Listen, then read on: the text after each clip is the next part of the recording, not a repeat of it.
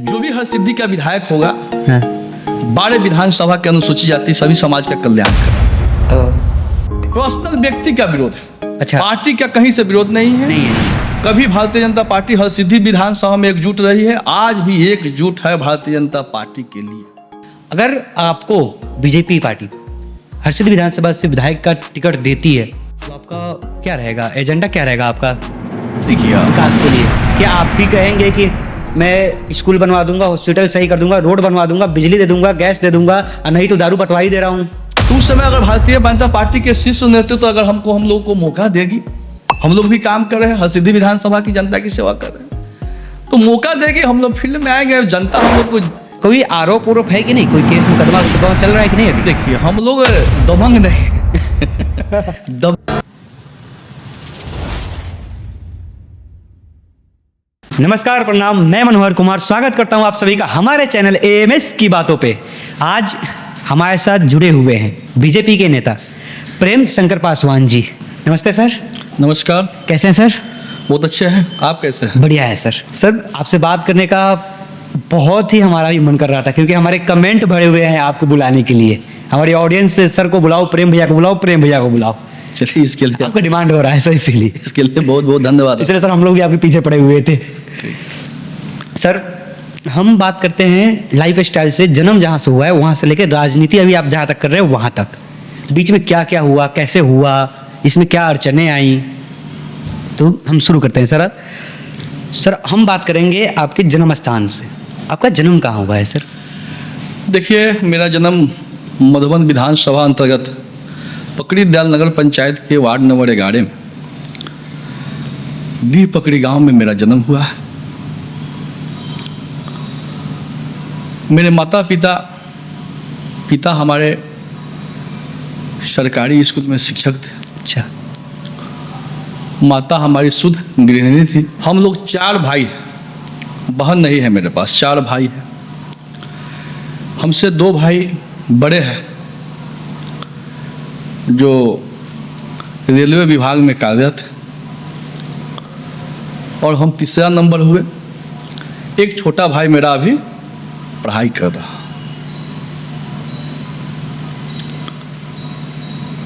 पत्नी भी मेरी शिक्षिका है, सरकारी शिक्षिका है। अच्छा। पापा भी सरकारी शिक्षक हैं? पापा भी सरकारी शिक्षक। 2 भाई रेलवे सरकार की रेलवे विभाग में है। जैसे कि आप सब 3 भाई हैं? 4 भाई। बहन नहीं, बस 4 भाई। जिससे 2 आपके रेलवे में है जी, रेलवे में है। आप राजनीति में और एक भाई अभी पढ़ाई कर रहे हैं। सर आपकी एजुकेशन क्या है?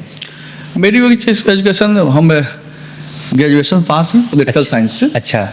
आपके शहर के LND कॉलेज से हैं। LND Lakshmi Narayan college. हाँ, लक्ष्मी नारायण। हाँ, वहीं से सर एजुकेशन आपका। सर ऐसा क्या लगा आपको? क्योंकि अभी बिहार में क्या होता है, पढ़ लिए हो, ऐसा बिहार में भी होता है कि पढ़ लिए हो सरकारी नौकरी करो, मम्मी पापा का यही कहना होता है। और आपके घर में सर ऑलरेडी शिक्षक थे सरकारी स्कूल के, तो आपको भी तो सर दबाव मिला होगा। तो फिर ये राजनीति में सर कैसे है आप? देखिए, आपको बता दें, हमारे पिताजी शिक्षक रहते हुए राजनीति करते थे। अच्छा। उन्हीं के प्रेरित से अच्छा। वो बोले, बेटा मैं शिक्षक रह के राजनीति करता था, तो आप तो समाज के बीच में रहते हैं, राजनीतिक प्रवेश में जाना है। राजनीतिक प्रवेश में जाने से, समाज की सेवा करने से एक अलग आपका पहचान बनेगा। पिताजी के प्रेरित से, पिताजी ने मार्गदर्शन किया, उन्हीं के प्रेरणा से हम राजनीतिक में आए। प्रवेश। सर आप LND कॉलेज से पढ़े हुए हैं, तो कॉलेज टाइम में ऐसा बहुत होता है, देखने को मिलता है लव लाइफ। कोई कॉलेज टाइम में नहीं, ऐसा कोई आपका अरेंज मैरिज शादी हुआ है या लव मैरिज? नहीं, अरेंज मैरिज नहीं हुआ। हम लोग जो हिंदू रीति रिवाज से जो शादी होती है, उससे 2005 में मेरी शादी हुई। आपके मेरा विवाह यही संग्रामपुर प्रखंड के अच्छा मधुबनी गांव है, हाँ, वहीं मेरी शादी हुई। अच्छा। और आपको पहले ही बता दें, पत्नी मेरी शिक्षिका है।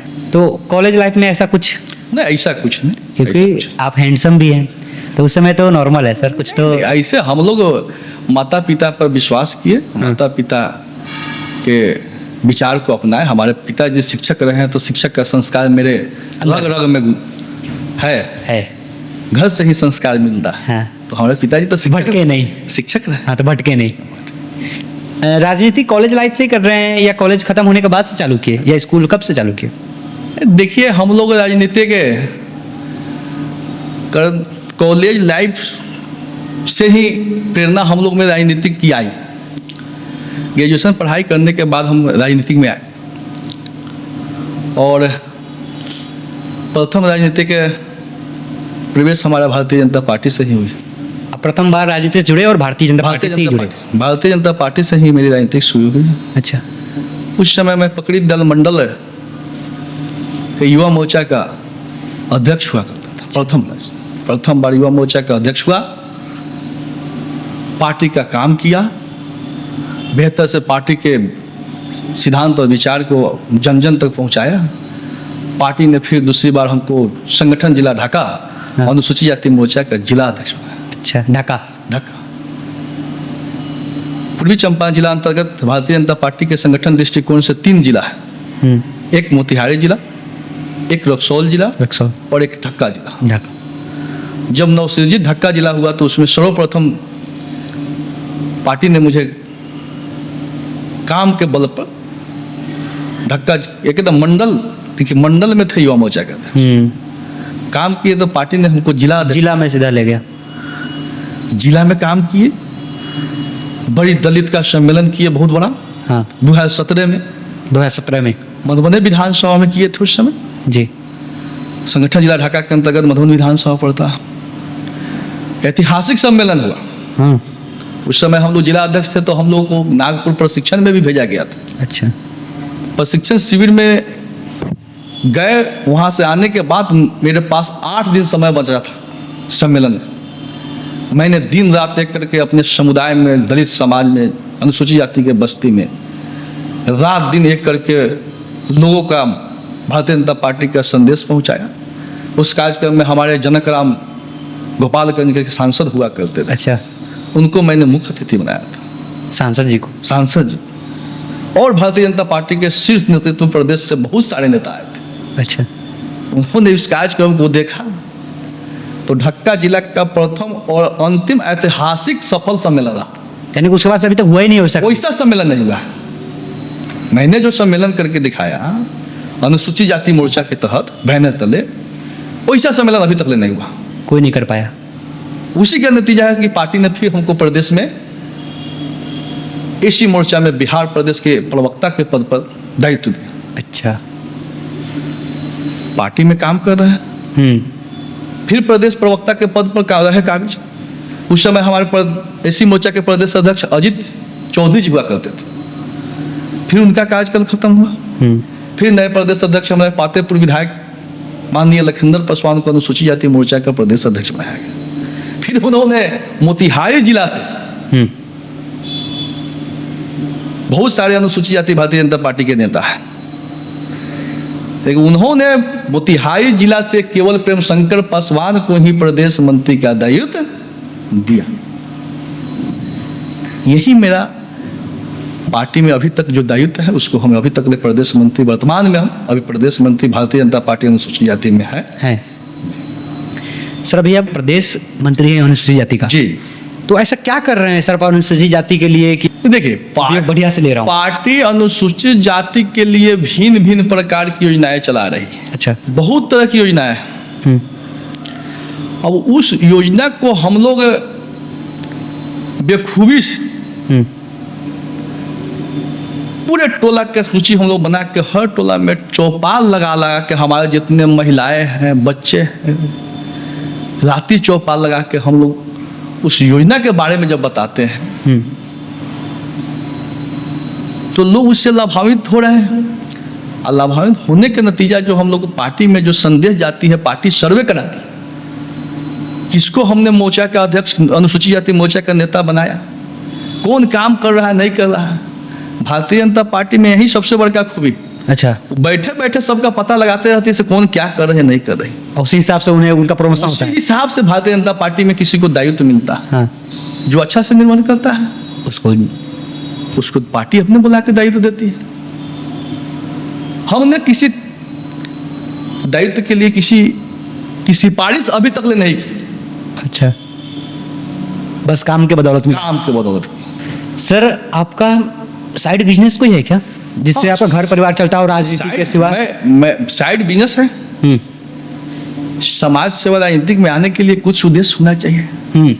जब आपके पास कुछ पद चाहे कुछ व्यवसाय नहीं रहे तो अपने समाज को भी कुछ कैसे मदद कीजिएगा। हाँ, तो हमारे पास 2011 से एलपीजी के प्रोप्राइटर हैं, गैस एजेंसी के मालिक। 2011 से एलपीजी के। एलपीजी कहाँ पे है ये सर?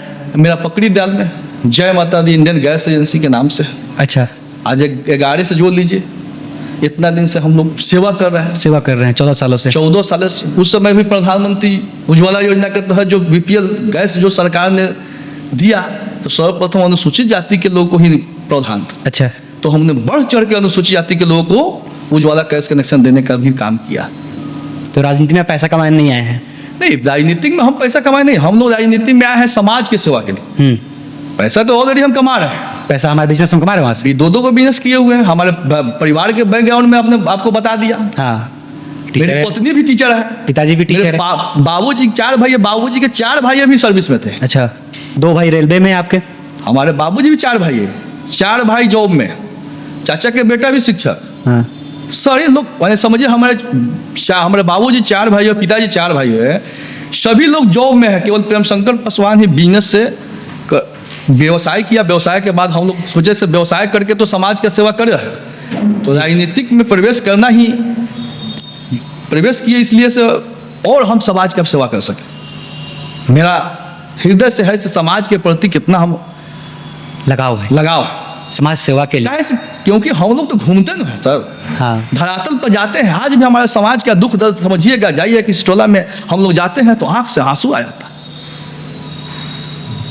बहुत सारे लोग बैठे हुए हैं, बहुत सारे पैसे वाले लोग हैं। मैं भी समाज का आंसू पूछता हूँ, उन लोग से भी आग्रह कर रहा कि आप लोग भी समाज का आंसू पूछिए, ताकि समाज B.R. अम्बेडकर बाबा साहब ने कहे थे जो भी आपका आमदनी हो रहा है, जो भी आप कमा रहे हैं, उस हिस्से का 10% अपने समाज में, समाज के ऊपर आपका खर्च होना चाहिए, समाज को बेहतर बनाने के लिए। बेहतर बनाने के लिए। तो मेन मकसद ये सर समाज सेवा आपका, जी। और कुछ नहीं, समाज सेवा, बस समाज सेवा, समाज को बेहतर बनाना, बेहतर बनाना, विकसित समाज बनाना, विकसित समाज बनाना, सुंदर समाज बनाना। सुंदर समाज। सर तो आपका गैस एजेंसी है पकड़ी दिया है। सर आप राजनीति करते हैं हरसिद्धि विधानसभा में, ऐसा क्या लगा सर आपने कर्म भूमि अपनी हरसिद्धि विधानसभा को चुना?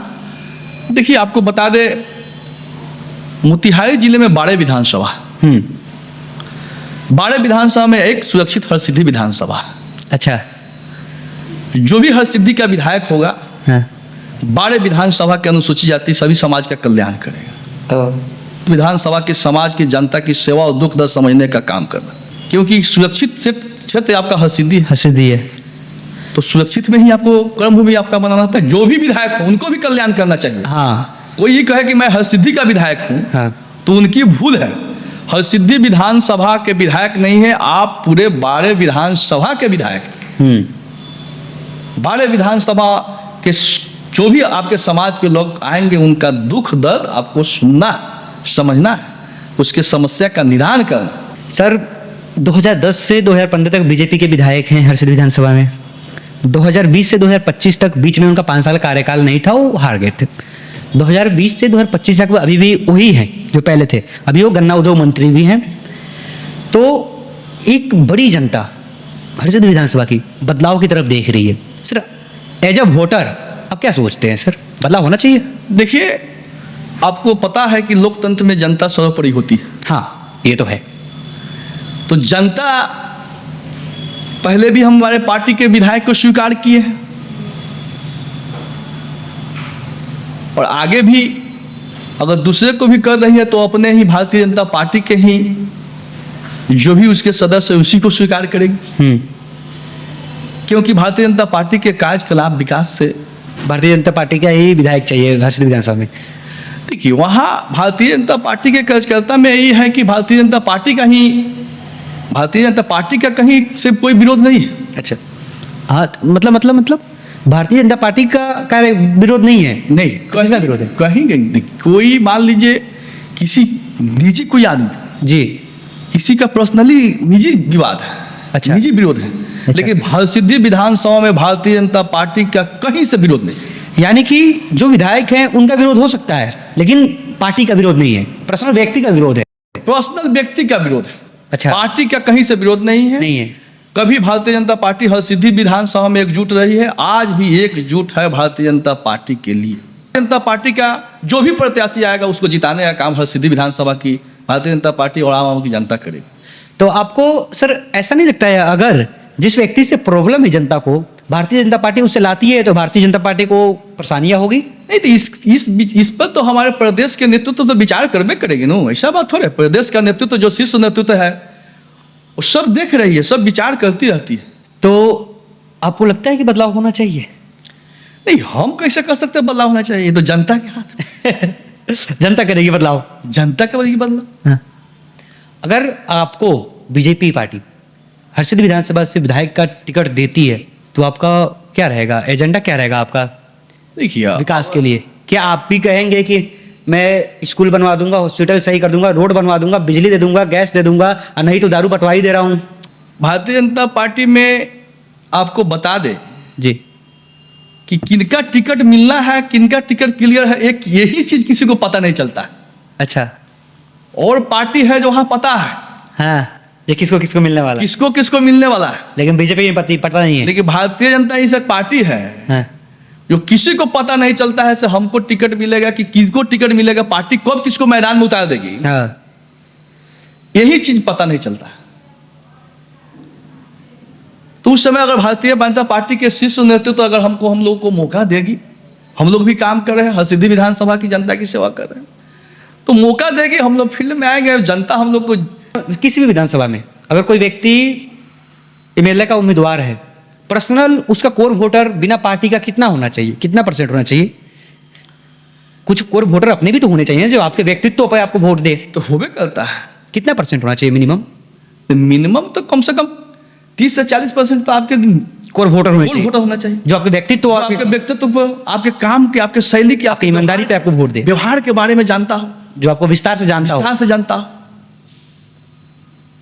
कभी कभी देखते हैं पार्टी से टिकट मिल के आती है तो बहुत लोगों में बहुत खुशी रहता है, खुशी रहता है, और कुछ लोगों में किसी को मिल जाए तो निराशा भी रहता है, निराशा भी रहता है।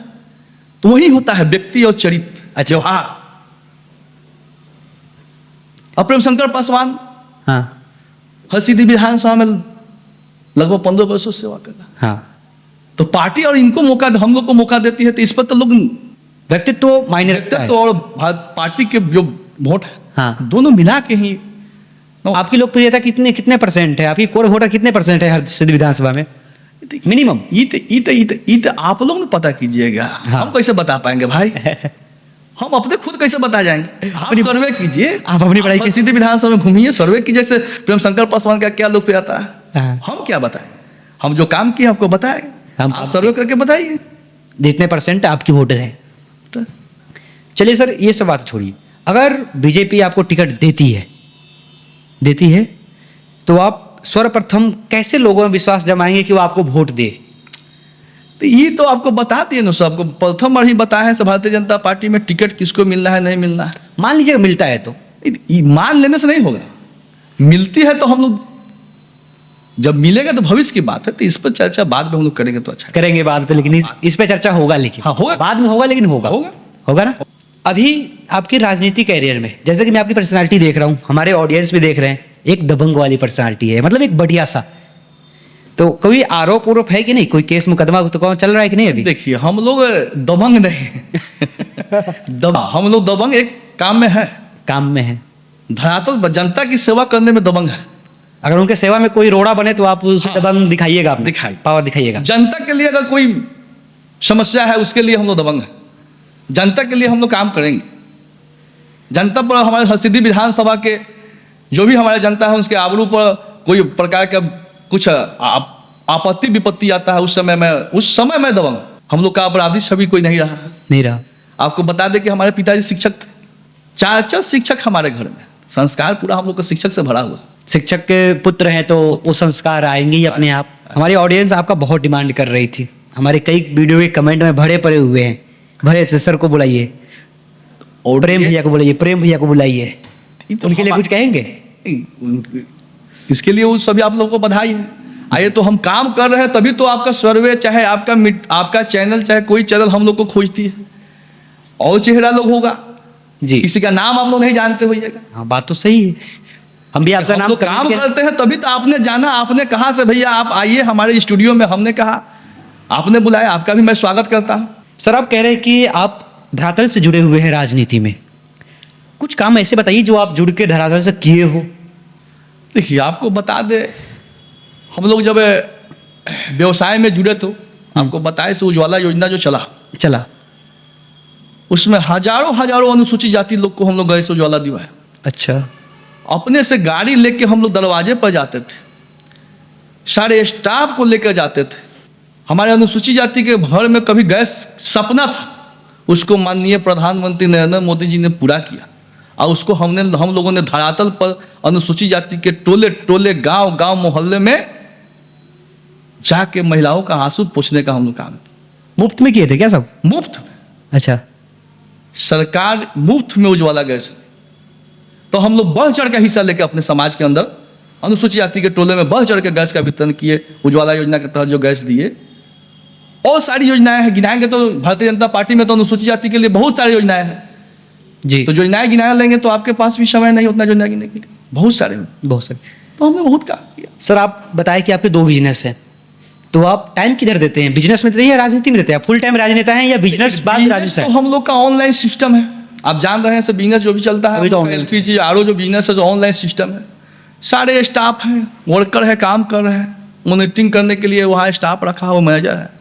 हम लोग उधर अपना थोड़ा सा गए समय दिए, लेकिन समझिए ना, मतलब अधिकतर समय हम लोग समाज के अंदर, जनता के अंदर हम लोग प्रवेश करते। वैसा हम लोग का व्यवसाय है, सो हम लोग 24 घंटा बैठ नहीं सकते, नहीं बैठ सकते। सारा ऑनलाइन सिस्टम है, सारा बैठे बैठे अपने गाड़ी में लैपटॉप पर सारा चीज देखते रहेंगे, क्या हो रहा है नहीं हो रहा, क्या नहीं हो रहा, क्या।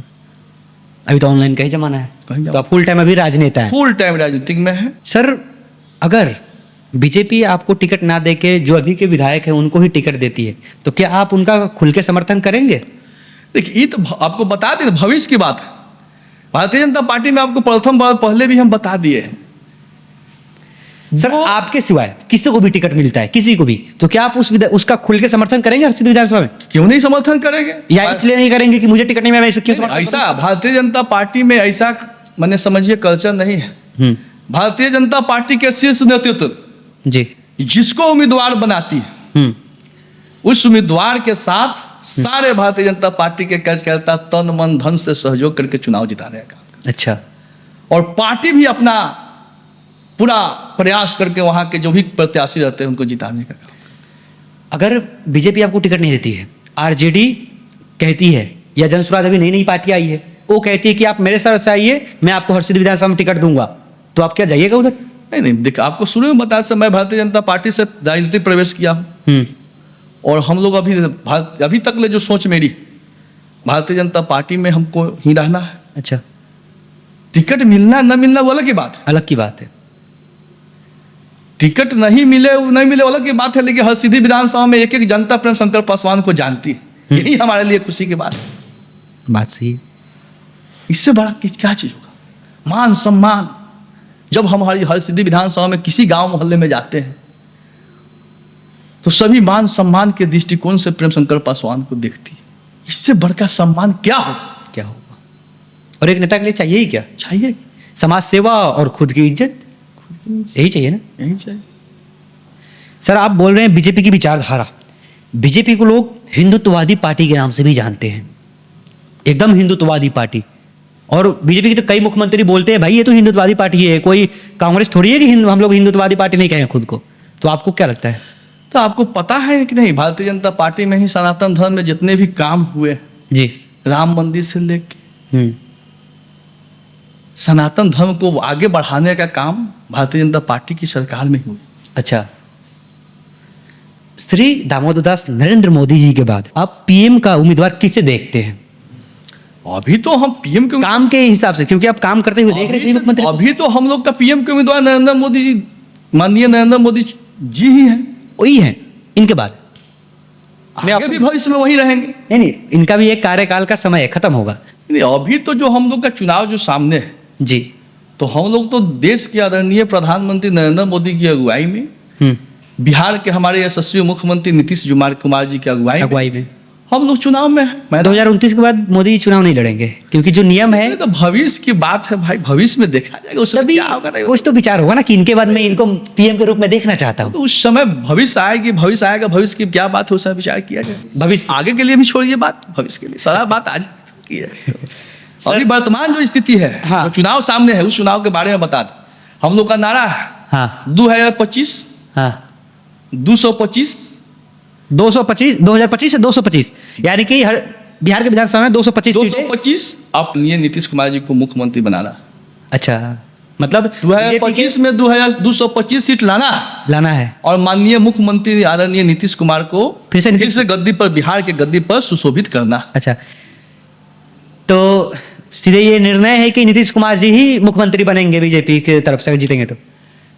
तो भारतीय जनता पार्टी जो कहती है, जो करती है, पिछले बार भी आप देखे हुए थे। क्योंकि लोग कह रहे हैं, नहीं, आरजेडी वाले कह रहे हैं कि नीतीश कुमार को बर्बाद कर देंगे बीजेपी वाले। एक बात आप सुनिए, हमारे लोग क्या कहेंगे। पिछले भी चुनाव में हम लोग जो वादा किया, आखिर नीतीश कुमार फिर पलट गए तो फिर तो कह रहे हैं, भविष्य की बात क्या कहेगा। अभी तो पिछले चुनाव में मैंने जो वादा किया, भारतीय जनता पार्टी ने वादा किया, फिर उनको मुख्यमंत्री बनाने का काम किया। सीट जो भी आए, सीट जो भी है, लेकिन मैंने वादा किया तो मुख्यमंत्री बने। आज भी हम लोग के शीर्ष नेतृत्व निर्णय लिए हैं। हाँ, उनके अगुवाई में हम लोग चुनाव लड़ेंगे, तो जो निर्णय लिए पीछे भी हम लोग उस पर अमल किए, आगे भी अमल करेंगे, इस चुनाव में भी अमल करेंगे। तो हमारे साथ थे प्रेम शंकर पासवान जी। सर से बात करके बहुत अच्छा लगा और बहुत मजा आया, इसके लिए धन्यवाद सर। आपको भी धन्यवाद, स्टूडियो में हमको बुलाए जी। एक बार पुनः आपको फिर से धन्यवाद देते। नमस्कार। नमस्कार सर।